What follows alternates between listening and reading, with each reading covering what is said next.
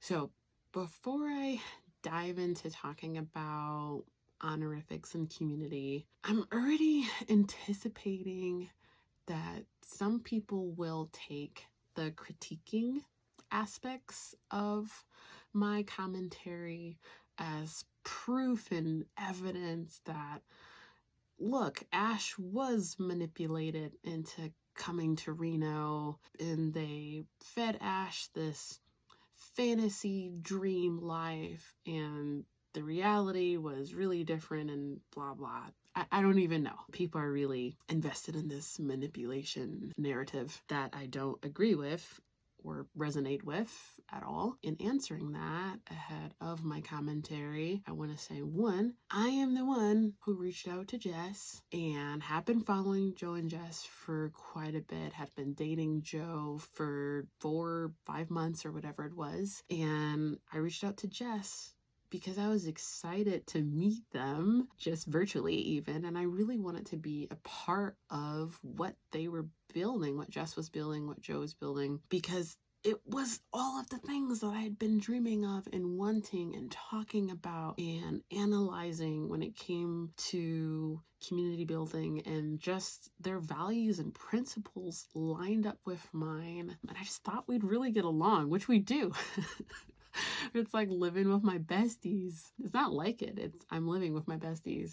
It's such a freaking beautiful relationship. And then there's another piece there when it comes to people who are really skeptical of what brought me here. I understand that community building and moving into a new home and moving in with your partner, and a partner who already has a partner and who has kids, is not always going to be an easy thing. And I knew that from the get-go. There's going to be complications because, like, I'm bringing myself and my attributes and also some of my shadow and some of my insecurities in onto the table, and then Joe and Jes are bringing their attributes and the great things about them, and then some of their insecurities or things that they need to work on to the table. And I just, as a special interest, I love the nuts and bolts of community building. I love conflict resolution, which is great. We all get excited about figuring out disconnection. Why did it happen? What's going on? What's everyone feeling? Seeing, hearing, understanding, being empathetic with each other, supporting each other, figuring out together how to work on things. Like, this is my dream family life, and this is who they are as people and who I am. And I could see that even virtually. Sometimes I'm like, you know what, I feel like you're going to be someone who's really important in my life, and I'd love to be friends with you. And that happened with Joe and with Jess, and I was right, goddammit. And it's been a beautiful friendship. One more thing before I get into the video that has been on my mind, and I'm a soft-spoken person. I like to take my time to process things. I really like to make sure that I'm covering all the angles in my mind before I say things out loud. One of the things that's been really hard for me, that's been upsetting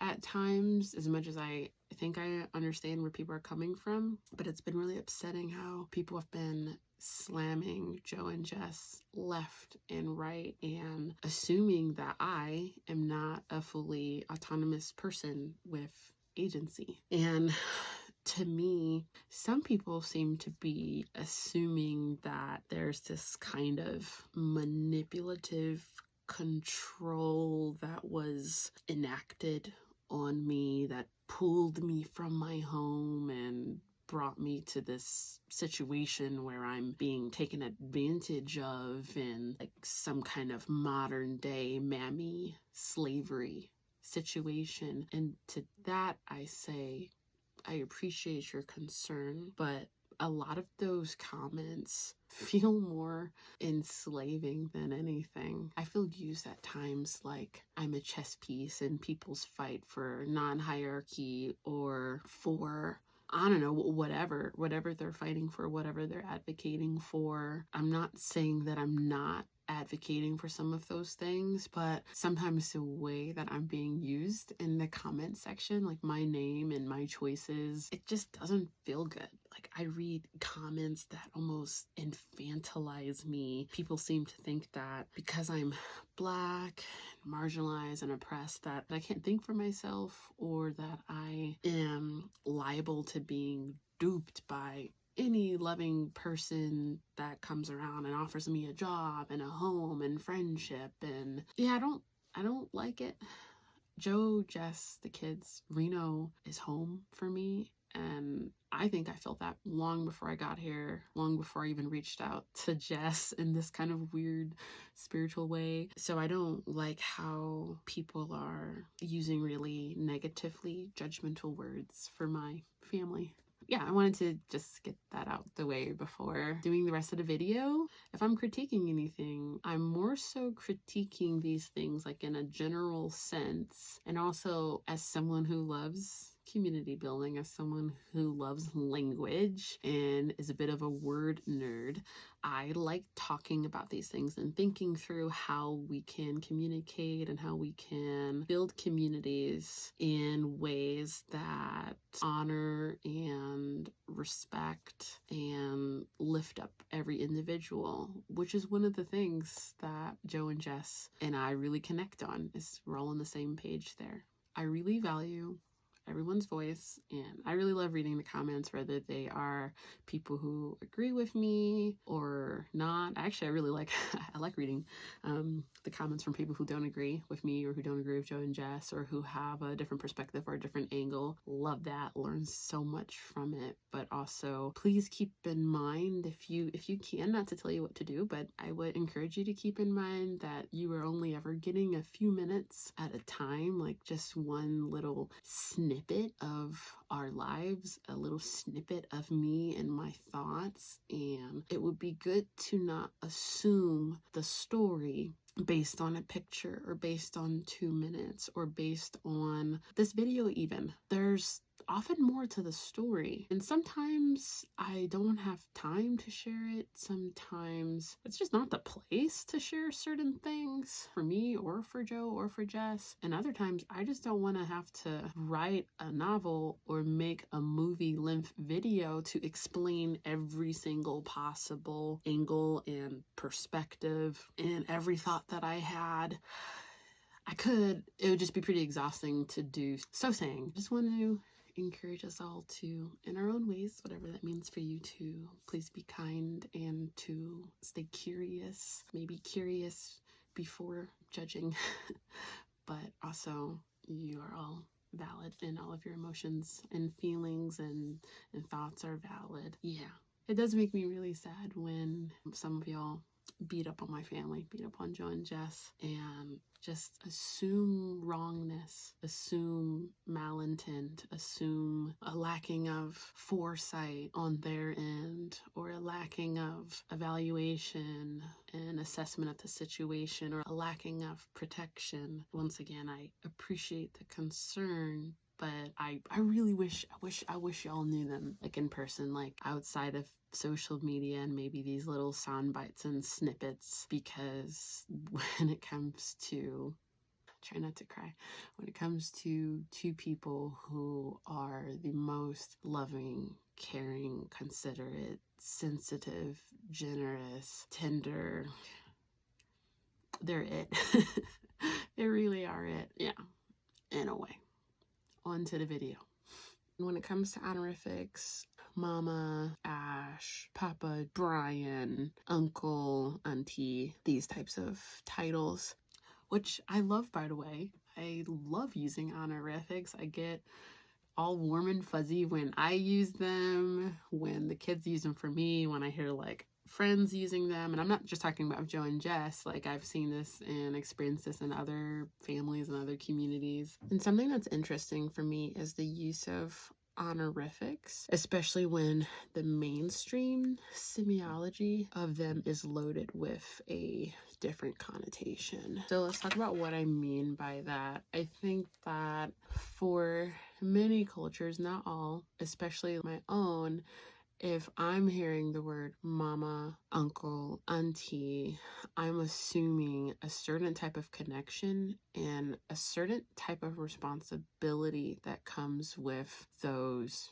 honorifics. And while I think it is idealistic perhaps to use honorifics and have a discussion with someone about how it's this cute connecting term that signals safety to the child. So if as a parent you're offering to your child these potential honorifics that they could use with a friend, you're signaling to your child like, hey, this person is someone that I trust and therefore that I believe is safe for you as well, and it's going to be a loving connection. I think on that end it's really nice, but on the other end, as far as the person who's taking on the honorific, even with that understanding that it is a term that doesn't have to be loaded with anything, it doesn't have any other weight to it, I think because of the semiology that some of us are operating within, like myself, even when we're trying to do our work and to keep all of that responsibility and expectation out of it,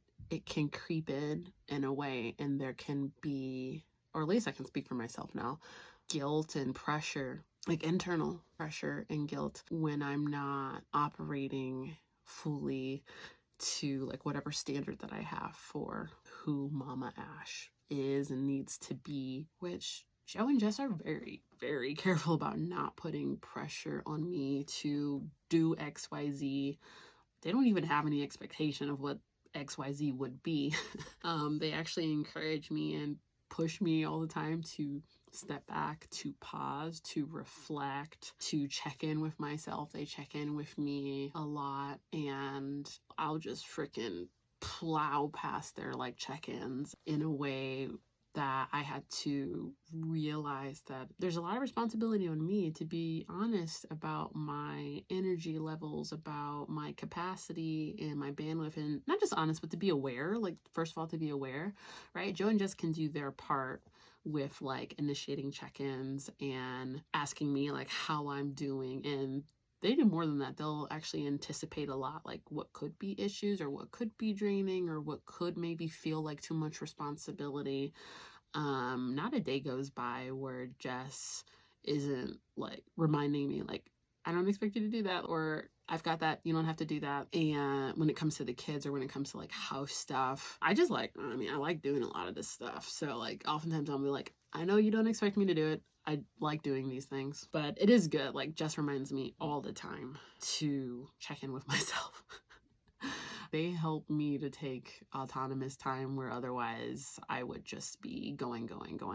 When it comes to partnership, I've never quite had to disagree partners that were this like invested in me, like knowing myself and doing what is in my best interest and taking care of myself to this level. And I feel like I support them in that way as well. So for me, it's been a really healing and beautiful dynamic to have people who, oh my God, trying not to cry again, to have people who love me in the way that I feel like we all ought to be loved, just supported, encouraged, lifted up, listened to, given spaces to be our most authentic and full selves. Okay, and what to change? I don't even know if there really is anything to change about like honorifics, and I think if anything, a general commentary for people would be to make sure you're doing your check-ins and check-ins that are specific to like the subtle and kind of covert responsibility that someone might unknowingly put on themselves. And thankfully I'm in a situation where Joe and Jes do this quite a bit, and in the general sense, like as far as checking in, and then we all learned through like family meetings that like there's also room for even more specific checking in on things like how certain words are feeling. I remember Jes checked in with me, especially when like there was a switch from like the Mama Ash to the sister, and how that felt for me. And yeah, one of the things I want to talk about underneath the kind of honorifics and the responsibility that one might assign to a title like Mama Ash even if it wasn't the intention of the parents or the kid who's like calling me that, or it wasn't my intention when I took it on to assume this mother identity that like included doing XYZ and being ABC. I want to talk about my releasing my expectation of what Mama Ash meant and accepting what I and the kids needed, which of late has looked like Azzy asked a few weeks back, maybe a month or so ago, if he could call me sister, which, let me tell y'all, it's just the sweetest thing, like when we're calling each other sister, and I wish you could hear us talking to each other. Like, I love it. I love it so much.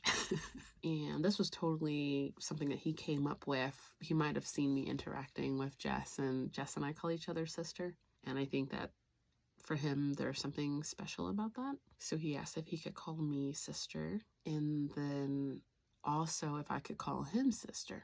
So in the last few weeks, I have transitioned from being Mama Ash to both boys to sister for Azzy and Mama Ash for Shoo. And in the last 2 weeks, I've also become sister to Shoo, and he made that choice as well. At first, there was definitely a bit of a mourning period, not just with the fact that they're not calling me mama anymore. I think that was hard because before coming here, I was very much on a pathway to pursuing pregnancy for myself, and my situation changed significantly, which has now put that on a later timeline. So there's mourning that aspect of what motherhood was going to be, or was potentially going to be for me, and what it is now. There's mourning the not being called mama anymore, even though it really is the cutest thing and so right that they both call me sister. Like, it's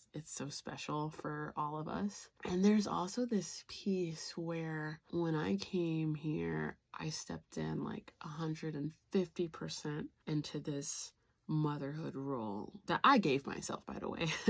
Jess and Joe were really great about checking on me, and we're often like, hey, or is this feeling okay for you? Or we're not asking you to do XYZ. And I'm like, no, I want to do XYZ. And I really had this identity that I wanted for myself, that I was so excited to step into when it came to like my ideal vision of what a mother was. And I was reading this post recently talking about step-parents and how like a loving step-parent like puts in many ways like all the same amount of love and care and attention and worry and thought and consideration as a biological parent, but doesn't get anywhere near the reward in a certain way when it comes to, there's just the fact that you don't have that instinctual connection and attachment. And then when you're coming into a child's life, when they're a little bit older, it's more of a journey to building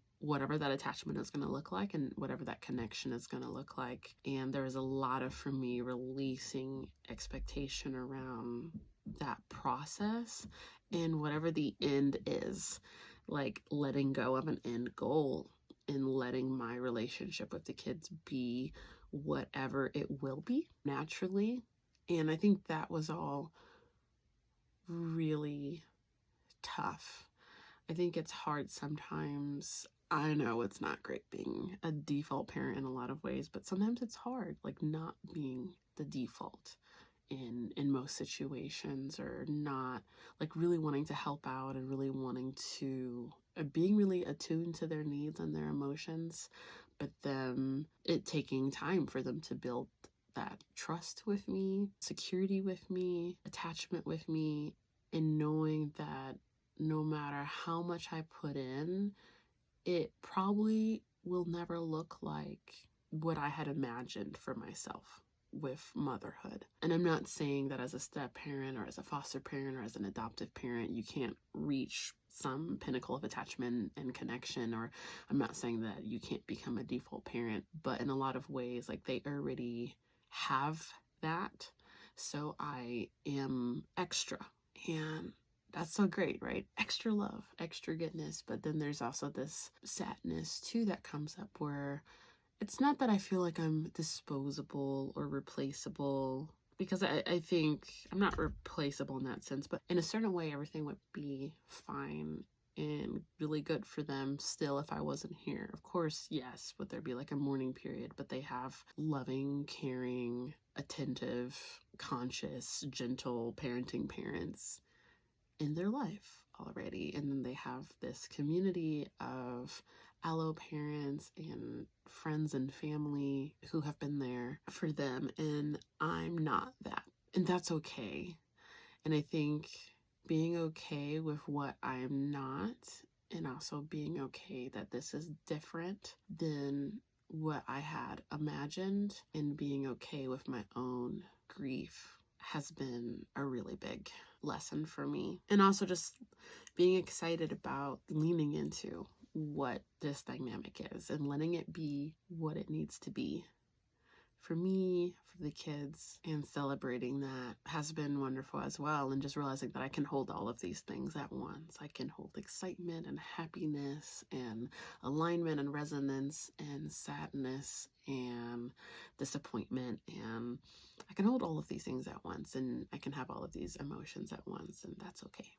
I also want to make really clear that when I'm talking about motherhood and like what I thought motherhood would be and what I imagined, I am not at all talking about Joe and Jes, like, or their kids at all. I'm just talking about like the last few years, like my idea of motherhood. Joe and Jes were really clear from the get-go that, you know, for them, like the honorifics, like mama, papa, uncle, auntie, it's just something that like people in their community can use if they want to. But if they don't want to, then, you know, don't use it. And I was really excited about those because like I love me some honorifics personally. So yeah, when I'm talking about motherhood and my feelings about it and like my fantasy versus the reality, this is way outside of Joe and Jes and the kids. Like, this is just me like coming to terms with like some shit in myself. This is just me coming to terms with how I build things up in my brain. And I create these like fantasy landscapes. And I've done this for many, many years of my life since I was a kid. And then I get shocked by like reality. And I mean, I guess we all do this to some degree, you know, we have an idea of how something will be and how we will be in a certain role, and then we're in it and it may or may not line up. I feel like there's one more thing I want to talk about. Okay, I really wanted to talk about community and community building and language around community, but I have been having a grand old time here rambling to myself about honorifics and motherhood and all these feelings that I have. And I think I need to maybe cut the video here and edit this and save the community part for another day. As much as I love talking to myself, like really, I do it a lot. So if anyone has made it to the end of this video, damn, you've got quite the attention span. No, I'm just joking. Thank you so much for listening. I really appreciate you all, and thank you for listening to me talk and listening to my thoughts. And yeah, look forward to meeting some of y'all in the comment section. I will be pretty active.